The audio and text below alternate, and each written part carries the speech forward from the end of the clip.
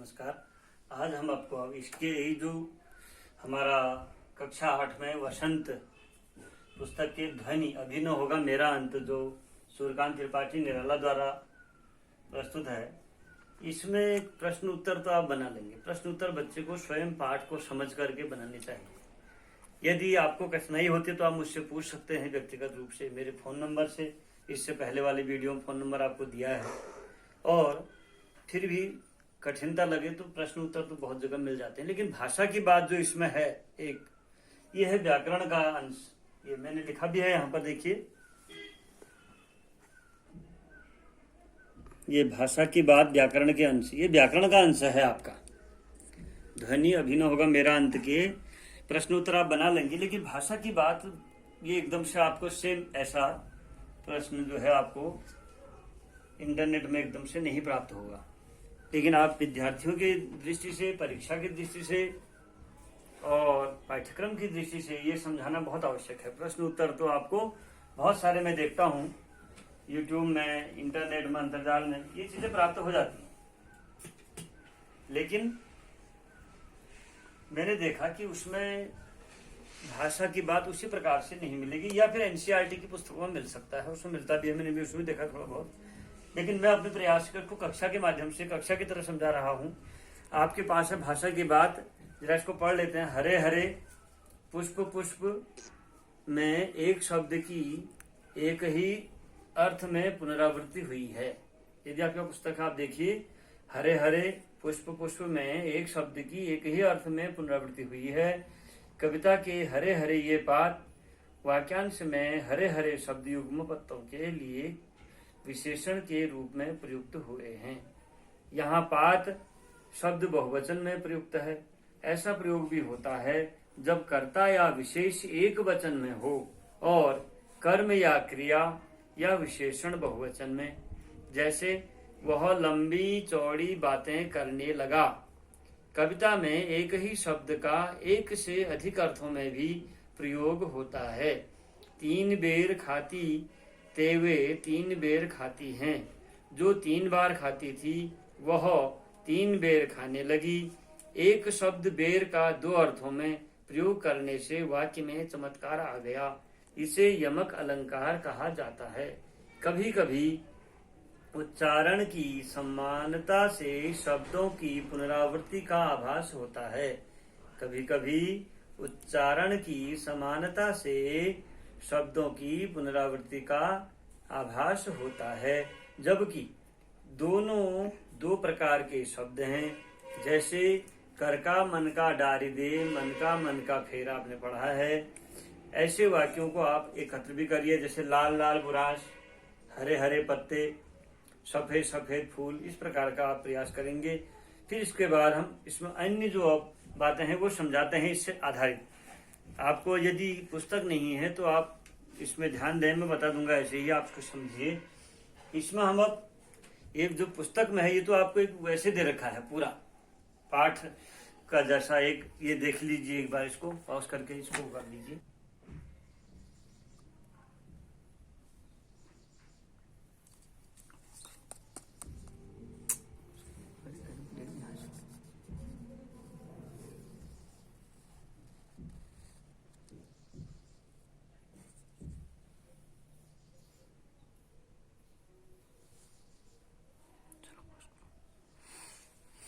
भाषा की बात जो आपके उसमें दे रखा है, इसको आप पॉज करके पढ़ लेंगे।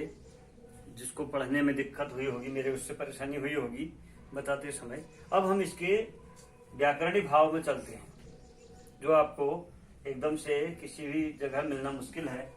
पाठ के ही आधार पर लेते हैं। पाठ में आया था हरे हरे ये पात, आपने कविता में पढ़ा अभी, हरे हरे ये पात डालियां कलियां कोमल गात, मैं ही अपना स्वप्न मृदुल कर फेरूंगा निर्दित कलियों पर, जगह एक प्रत्युष मनोहर। ये तो हरे हरे पात, ये जो हरे हरे शब्द आया है, ऐसे हरे हरे पुष्प पुष्प, पत्ती पत्ती, पात पात पर, डाल डाल पर, ये इनको जब शब्द एक बार एक ऐसे मिलाया जाता है एक शब्द के साथ, इसको कहते हैं शब्द युग्म। ये शब्द नंबर 1 यहाँ देखिए, शब्द युग्म क्या हुआ है?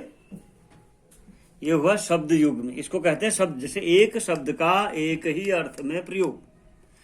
एक ऐसा शब्द का युग्म है जिसमें एक शब्द का एक से दो बार प्रयोग है, 3 बार, लेकिन अर्थ वही है, अर्थ नहीं बदलेगा। जैसे हरे हरे, पुष्प पुष्प, तो इसको कहते हैं शब्द युग्म। शब्द युग्म में दोनों शब्द अलग अलग अर्थ के भी हो सकते हैं और दोनों शब्दों के अर्थ एक ही भी हो सकते हैं। लेकिन यहाँ पर जो आपके उसमें आया हरे हरे, पुष्प पुष्प, लाल लाल, डाल डाल, तो ये जो युग्म होगा ये शब्द युग्म एक ही अर्थ में प्रयोग होता है। दूसरा एक शब्द और आया है आपके उसमें पात शब्द। अब फिर चलते हैं कविता की ओर। किताब में देखिए, पात, हरे हरे ये पात, ये हरे हरे शब्द तो युग्म का है। पात, हरे हरे ये पात का मतलब हरे हरे ये पत्तियां या एक पत्ता? हरे हरे ये पात, सब बहुवचन में होगा, बहुत सारी पत्तियां, लेकिन शब्द है पात। शब्द क्या है? पात है। अर्थात जब कर्ता या विशेष एक वचन में होता है, जब कोई कर्ता या विशेष एक वचन में प्रयोग किया जाता है, तो वहां पर ऐसा भी देखा जाता है कि कभी कभी एक वचन शब्द का बहुवचन में प्रयोग होता है। यहाँ पात पात का मतलब एक ही पत्ते से, मतलब हरे हरे ये पात, अर्थात हरे हरे से ही यह स्पष्ट हो गया है कि एक ही पत्ता नहीं है, नहीं तो हरा पत्ता लिखा होता। हरे हरे ये पात अर्थात बहुवचन में है। पात शब्द यहाँ पर क्या हो गया? एक वचन का होने के बाद भी इसका अर्थ बहुवचन में होगा। ये ध्यान लगाने की बातें, छोटी छोटी बातें आपको सीखनी है ये। जैसे उसने कह दिया गोरे गोरे छात्र, ये अब छात्र हैं, गोरे गोरे हैं, या नीले नीले कमीज वाले छात्र। अब यहाँ वाले छात्र, छात्र तो शब्द एक है, छात्रों नहीं कह रहा, लेकिन बहुवचन में प्रयोग हो रहा है। तो ये आप ध्यान रखेंगे कि एक वचन में जब ये होता है, ऐसे ही शब्द का जब विशेषण के साथ, देखिए आप एक ये कभी कभी इसको दिखा दीजिए, कभी कभी एक वचन शब्द का बहुवचन में प्रयोग, जैसे पात, जब कर्ता या विशेष एक वचन में हो, ऐसा प्रयोग भी हो जाता है, जो मैंने आपको समझा दिया। अब समझा रहा हूं, कर्म क्रिया या विशेषण का प्रयोग बहुवचन में होता है। वो कैसे होता है? कर्म या क्रिया या विशेषण का प्रयोग। कर्म माने जो कार्य हो रहा है, जिस पर कार्य किया जा रहा है, जैसे पुस्तक, पुस्तकें, कलम, कलमें, किताब, किताबें। क्रिया, पढ़ने का कार्य, खेलने का कार्य, खाने का कार्य, जो कार्य है। विशेषण, उसकी विशेषता। तो इनमें भी जो है बहुवचन में प्रयोग होता है। जैसे वो लंबी चौड़ी बातें करने लगा, ये बातें, यहां पर देखिए, वह लंबी चौड़ी बातें करने लगा, वह लंबी चौड़ी बातें करने लगा, वह यहां पर करता है। लंबी चौड़ी, ये लंबी चौड़ी यानी कि विशेषण है, बात का विशेषण है। बात तो करते हैं सब, वो कैसी कर रहा है? लंबी चौड़ी। तो क्रिया हो, बातें करने का क्रिया हो गया, बातें करने का क्रिया, यानी कि विशेषण भी आ गया। कर्म है बात करने का, बात जिस पर हो रही है, यानी कि वार्ता हो रही है उसकी। तो क्रिया और कर्म में ही कभी कभी कर्म क्रिया विशेषण में भी बहुवचन का प्रयोग होता है। ये मतलब इसका उल्टा है ऊपर वाले का, आप सीखें इसको जरा अच्छी तरह। फिर कभी कभी क्या होता है कविता में, जैसे आपके भाव आएंगे हरे हरे, पुष्प पुष्प आया, तो कभी कभी क्या होता है, अर्थ तो बदलता नहीं है, लेकिन बार बार इस कविता में सुंदरता लाने के लिए, चमत्कार लाने के लिए कभी कभी यह चमत्कारी पूर्ण कविता बन जाती है। उसमें एक ही शब्द का प्रयोग 2 या 3 बार होता है, लेकिन बार बार उसका अर्थ अलग हो जाता है। ये 2 बार होगा तो उसका अर्थ अलग होता है। जैसे ऊंचे घोर मंदिर में रहनवारी, ऊंचे घोर मंदिर में रहनवारी, ऊंचे घोर मंदिर में रहती है। ऊंचे घोर मंदिर में रहनवारी, ऊंचे घोर मंदिर में रहती है। 3 बेर खाती थी वो 3 बेर खाती है। आपकी किताब में भी है, भी पढ़ाया मैंने आपको, बताया मैंने आपको, 3 बेर खाती है वाला। ये कविता में एक शब्द का 2 या 2 से अधिक अर्थों में प्रयोग। 3 बेर खाती तेवे 3 बेर खाती है। ये 3 बेर खाने वाली 3 बेर खाती है, इसको बताता हूं मैं, तो अभी इसका अर्थ समझ जाएंगे आप। ऊंचे घोर मंदिर में रहनवारी, इसको थोड़ी देर के लिए इसको सीता पर समझ लीजिए आप, इसको आप अपने समझने के लिए सीता पर समझिए।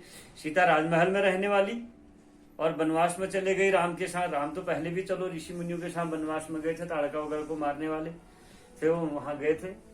लेकिन यहाँ सीता तो कभी गई नहीं।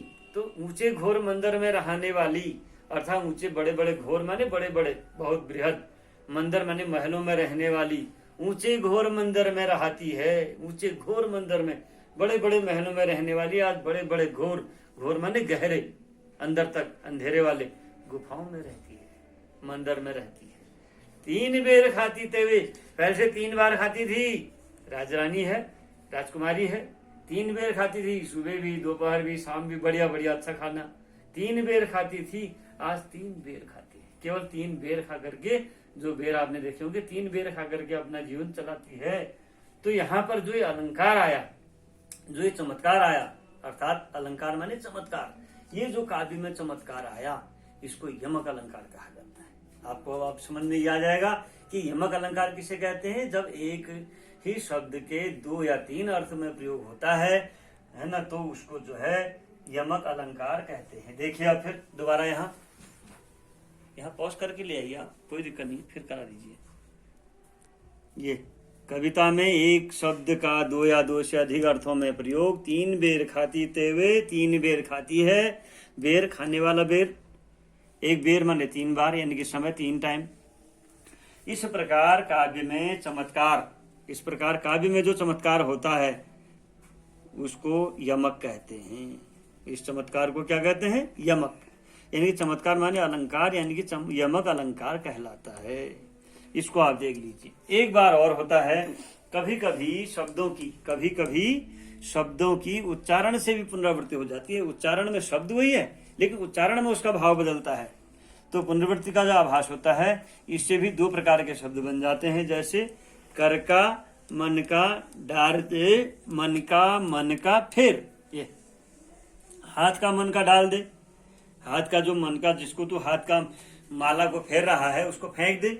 मन का फिर, अपने मन का, हृदय का मन का फिर, अपने हृदय के मोती को फेर। हे मनुष्य, तो अपने हाथ के मोती को छोड़ करके हृदय के मोती को जो है अपना, उसको फेर, उसको अपना अपने जीवन में। तो यहाँ मन का, एक मन का माने हृदय का, एक मन का माने मोती। तो इस प्रकार से देखिए।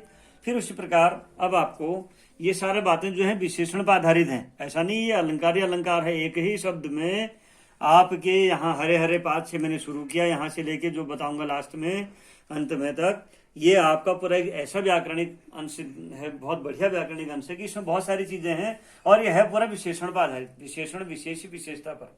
देखिए जैसे कोमलगात, मृदुल बसंत आपकी कविता में आया हुआ है। हरे हरे ये पात में विशेषता बताई गई है। क्या बताई गई है इसमें? कोमलगात, मृदुल बसंत, हरे हरे ये पात में विशेषता बताई गई है। किसकी बताई गई है? गात की, वसंत की और पत्तों की, इनकी विशेषता बताई। इसे कहते हैं विशेषण। इसे क्या कहते हैं? विशेषण। अर्थात जब किसी वस्तु की या संज्ञा की विशेषता बताई जाती है तो उसको विशेषण कहते हैं। जैसे गात, वसंत, पात, ये क्या होगी? विशेष्य। जिसकी विशेषता बताई जाती है वो विशेष्य हो गया, और जो उसमें विशेषता बताई जाती है ये है करके, जैसे कोमल, मृदुल, हरे हरे, ये विशेषता होगी, ये विशेष्य हो गया जिसके बारे में बात करते हैं हम। जैसे यहाँ गात, शरीर के बारे में बात कर रहे हैं कि गात जो है वो है मृदुल है, मृदुल गात है, और न कोमल गात है, कोमल शरीर की बात कर रहे हैं। वसंत मृदुल है, ये मृदुल वसंत, पत्ते हरे हरे हैं, अर्थात ये विशेष्य हो गए जिसकी प्रशंसा करेंगे और या विशेषता बताएंगे।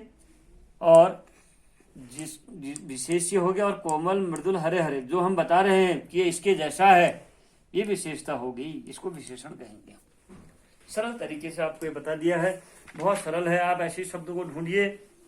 इसी प्रकार से विशेषण हिंदी में जो है विशेषण 4 प्रकार के होते हैं। एक होता है गुणवाचक विशेषण, दूसरा होता है परिमाणवाचक विशेषण, तीसरा होता है संख्यावाचक, और चौथा सर्वनामिक। गुणवाचक मतलब जिसमें गुणों की चर्चा की जाती है, ये अच्छा है, ये बुरा है, सुंदर है, ये सुंदर बालक है, इस प्रकार से ये हुआ। या वो सफेद है, सफेद होने का गुण, सत्य होने का गुण, अच्छा होने का गुण। तो ये जो है गुणवाचक विशेषण। परिमाणवाचक, जिसमें परिमाण होता है, भारी भारी, बर्तन लेके आओ, बड़ा सा बर्तन लेके आओ, ये परिमाणवाचक। संख्यावाचक में 2 बच्चों को बुलाओ, उन 2 बच्चों को बुलाओ जो टहल रहे हैं। 2 किलो चावल इधर निकाल दो, ये चावल तो है लेकिन कितने किलो, 2 किलो। तो परिमाणवाचक, परिमाण होगा उसमें कोई एक वो होगा न, संख्या होगी कोई। परिमाण में तो वही ढेर आ जाएगा, ढेर जैसा, एक ढेर ये है, एक ढेर परिमाण में। और चीजें भी इस प्रकार से आ जाती हैं इसमें। फिर है सार्वनामिक। सार्वनामिक था सर्वनाम पर आधारित। वह छात्र इधर आ जाए जो कल नहीं आया था। ये छात्र तो बहुत नहीं आए थे लेकिन वो नहीं आए हैं, लेकिन वो आना चाहिए जो कल नहीं आया था। ये वह छात्र जो अच्छा काम करके लाया है, इधर आ जाओ। ये छात्र तो बहुत है लेकिन कौन से छात्र ने आना है, जो वह है जो आज काम करके लाया है। ये तो सर्वनामिक, यह वह मैं तुम, इस प्रकार से विशेषण के 4 प्रकार हो जाते हैं। सरल है, आप प्रयास कीजिए। आप घर में बढ़िया से ऐसे प्रयास कीजिए। ये तो मैंने बता दिया है। विशेषण को आप हेडिंग लिखेंगे, विशेषण विशेष जो उसकी जो है विशेषता बताते हैं। इस प्रकार से मैंने समझा दिया आपको, बार बार नहीं समझाया जाएगा। इसमें आप देख लेंगे पुनः वीडियो को रिपीट करके। कक्षा होती तो हम आपको दोबारा बताते। उसके बाद आप विशेषण के प्रकार लिख देंगे ऐसे 4 हिस्से करके। तो आप लिख देंगे प्रथम में जो है गुणवाचक विशेषण, परिमाणवाचक विशेषण, संख्यावाचक विशेषण और सर्वनामिक विशेषण। आपने नीचे को लिख देने हैं क्या क्या है। जैसे गुणवाचक में सत्य है, अच्छा है, बुरा है। इस प्रकार से आपने छोटे छोटे आप शब्द लिख दीजिए, वाक्य बना लीजिए, जैसे आपको सरलता से समझ में आ जाए। लेकिन वही बात मैं हमेशा कहता हूँ, पहले शुद्धता पूर्वक शुद्ध लिखना है, शुद्ध समझना है, फिर उसको सरलता पूर्वक, सरलता जितनी सरलता हो, जितनी सरल से आप समझाएं, कोई क्लिष्टता नहीं, कोई लंबी चौड़े वाक्य बनाने की जरूरत नहीं। आप समझ में आ गए हैं, आपको समझ में आ गया, बस पर्याप्त। आपका एक शब्द में कोई बात समझ में आ जाए तो हमारे लिए पर्याप्त है। और सहजता, आपको सहजता पूर्वक आ जाना चाहिए। आपको अगर पत्थर में पढ़ के आनंद आ रहा तो आप पत्थर में पढ़िए। आपको सहज दुलीचा डार, कबीरदास जी का मैंने बताया बहुत बार आपको एक खाली गोरे का टुकड़ा बिछा करके भी अगर आनंद आता, चटाई का टुकड़ा बिछा करके आपको पढ़ने में आनंद आ रहा है, सहजता लग रही है, तो सहजता को स्वीकार करिए।